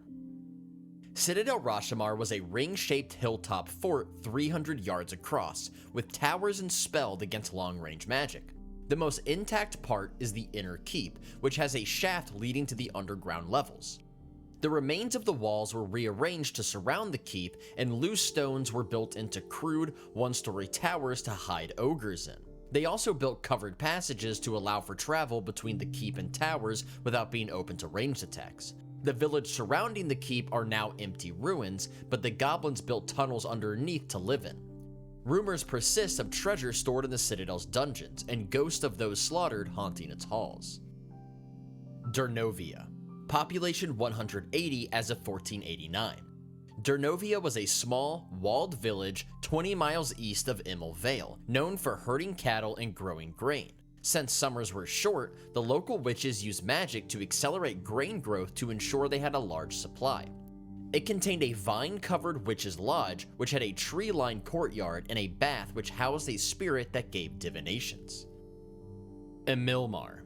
Population 21,210 as of 1372, 25,000 in 1479, and 24,500 in 1489. Emilmar lies on the cold shores of the Lake of Tears, and is the capital of the country. As the capital, it hosts consuls from Impilter, Aglarond, and Damara, but the Iron Lord does not allow many embassies and encourages representatives from other countries to leave as soon as their business with him is finished. Many Gnar fur traders and Theskian merchants are always present here, and the city of Kront also has a lot of trade with the Milmar. Additionally, Rashomar peasants from the shores of the lake come here to sell fish, buy equipment, and trade stories. Emilmar is known for its leather goods, wood carvers, and iron works. Tanneries and smelteries are located in the hills outside of town thanks to an old law enacted by a previous Iron Lord. Emilmar is surrounded by the mound houses typical of the country, built in the woods or rocky clefts, but the closer to the Hurong Citadel you get, the more worldly the architecture, such as buildings of dressed stone and smooth-sawn lumber. However, most of the buildings are still of the traditional naturalistic Rashomar architecture, consisting of steep-sided lodges of heavy timbers with roofs made from beams sunk into the ground and forming a peak overhead. The Hurong Citadel dominates the center of the city. With the help of the witch's magic, it was crafted of iron and stone around an ancient Narfeli fortress. It is imbued with magic that prevents magical attacks and blocks ethereal and teleporting invaders. The Hurong lives in a citadel with his family, commanders, advisors, and 3 Hathran witches who counsel him, but in reality are there to oversee and occasionally give him orders. Those 3 witches themselves are supervised by an off-lore witch who lives in the Witch's Hall. Other than the Citadel, Emilmar has a temple to Shantia called the House of Bala, as that's what Shantia is called in Rashemen, that is an old stone temple near the Iron Lord's Citadel. According to 4th edition, Emilmar has a temple to all 3 of their gods called the House of the Three. This could be a separate temple with the same naming convention, but to me it seems more like a retcon, or just perhaps the House of Bala slowly turned into a temple for all 3 gods over the past century. The House of Three contained a central garden courtyard that opened to the sky. Other locations in Emilmar include an inn that caters to foreign merchants made of black granite called Blackstone House, an inn that caters to local fishers called the Guardian Witch, a city market, a communal longhouse where the elders who handle the daily runnings of the city meet once a 10-day, and is also used as a community center for meetings of guilds, parties, feasts, and religious festivals, the Owlbear Berserker Lodge, the Goblin Berserker Lodge, Carver's Hall, the headquarters of the local artisans guild that has dorms and crafting equipment for visiting artists, an armorer, a crafter of sleighs and skis, a stable and livery, and the Witch's Hall, a whitewashed longhouse with crossbeams carved in the shape of dragons, hounds, and unicorns. It is the domain of witches only, and non-witches who enter are either killed or exiled with their memories of Rashemen removed. It is where the local contingent of witches in Emilmar live and is overseen by Phaedra Nighttree, the same off-lore that supervises the Hurong's advisors, at least as of the late 1300s. Mulptan. Population 39,390 as of 1372 and 12,500 as of 1489. Mulptan is the northern trading gateway of Rashemen, located where a branch of the Golden Way meets the Hurong's Road.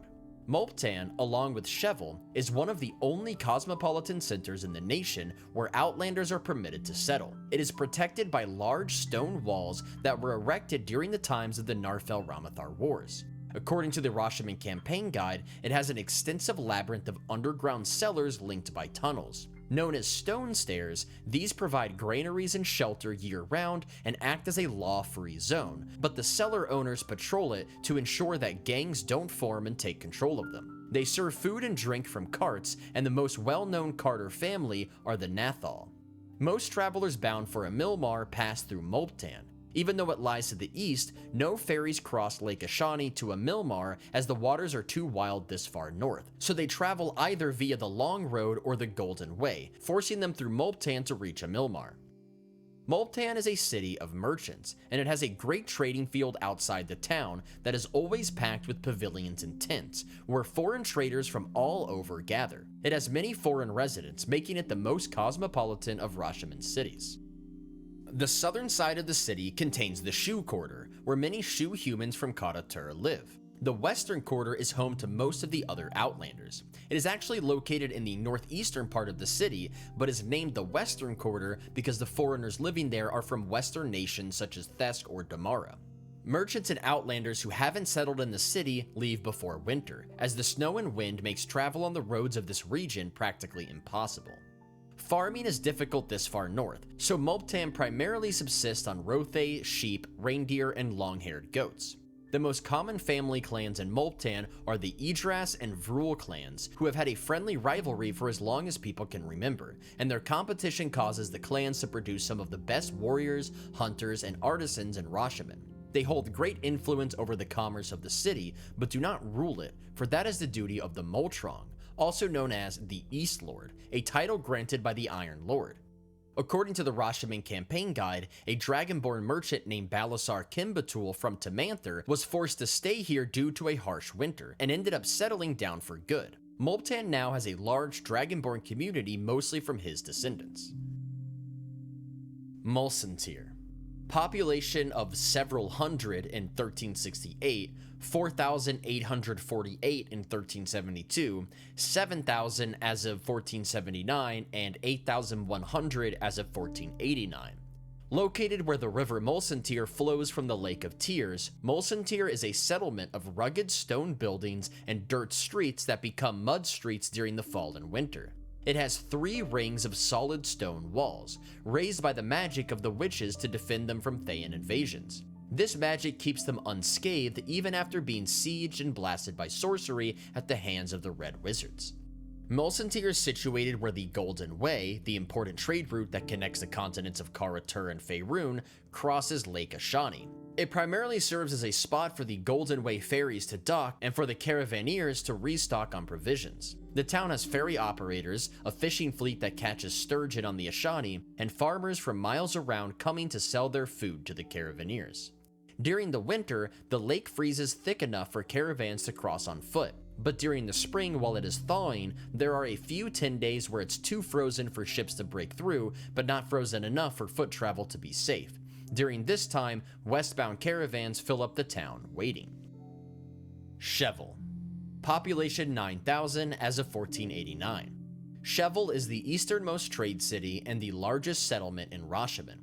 It is walled and consists of traditional Faerunian architecture, as opposed to the naturalistic Rashomar style, as it was built by trading costers and other outsiders. Other than Mulptan, it is the only place in Rashemen where Outlanders are allowed to settle without permission from the witches. Even then, sometimes witches will evict those they don't want settling down, such as mercenaries. Most Outlanders who visit Rashemen only see Shevel, as it is a common trading hub for people bringing goods in and out from the Horselands, Mulhorand, Simfar, and other eastern places. The city bustles at all times of the day and night, with Rashamar trading for exotic goods from the east. As of the late 1300s, many diverse communities lived here, including Mulhorandi merchants, Cormyrian adventurers, Thayan refugees, expatriate Mulhorandi, small groups of Tweegan, and a contingent of shield dwarves who forge and sell iron weapons and are loved by the berserkers. Taporan. Population around 1,000 as of 1368 and 1,200 as of 1489. Located along the upper reaches of the River Tyr, Taporan is a chaotic river town of stone buildings and cobblestone roads. It is known for its rivermen, who transport goods and travelers along the Tyr in flat-bottom punts or riverboats, and are known by Rashemen as brave and reckless people who are fond of songs and drinking. There are several raucous alehouses that cater primarily to the rivermen. Passage on the river to Ashani is 1 gold piece per person, while the return trip upstream is 3 per person.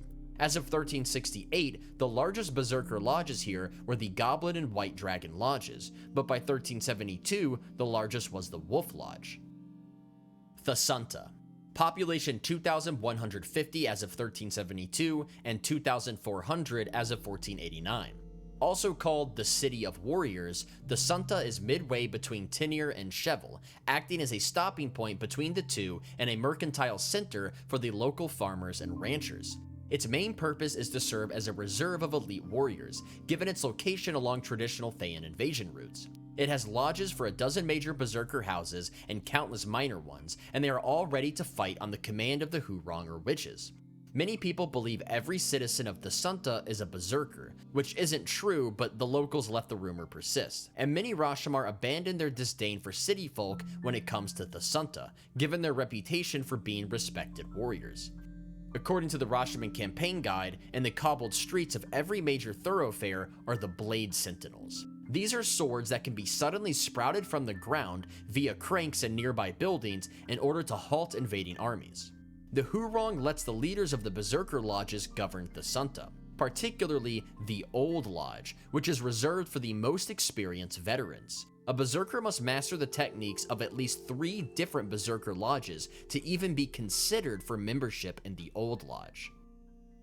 Tharfenhall.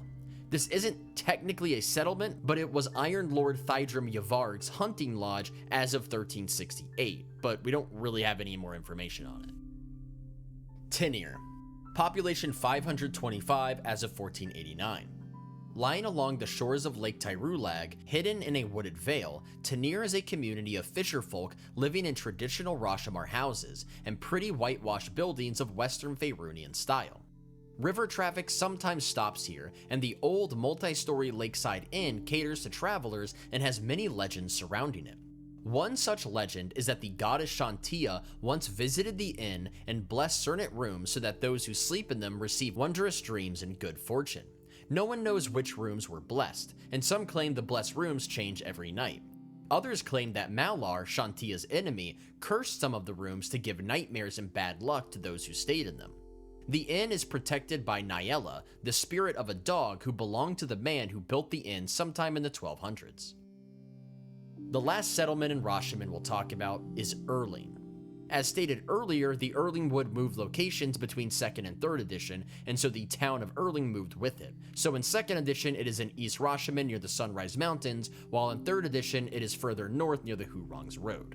Erling at a glance looks like nothing more than a small evergreen and alder grove with the occasional grassy mound. These mounds are the homes of its inhabitants, made of rough-hewn stone and roofed with earth sprouting grass, flowers, and small trees. Erling is where most of Rashemen's witches live, going to the nearby Erling Wood to perform rituals and communion with the spirits.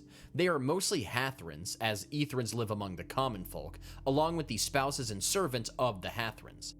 While outsiders are banned from the Erling Wood, they are allowed in the town of Erling. The Green Chapel is an inn that caters to travelers, but they discourage them from staying longer than a day or two. And that is every bit of detail I could find on Rashemen and the Forgotten Realms. Let me know if I missed anything. Thank you guys so much for watching. I really hope you enjoyed this video. Tell me what your favorite thing about Rashemen is in the comments, and remember to subscribe for more D&D related content.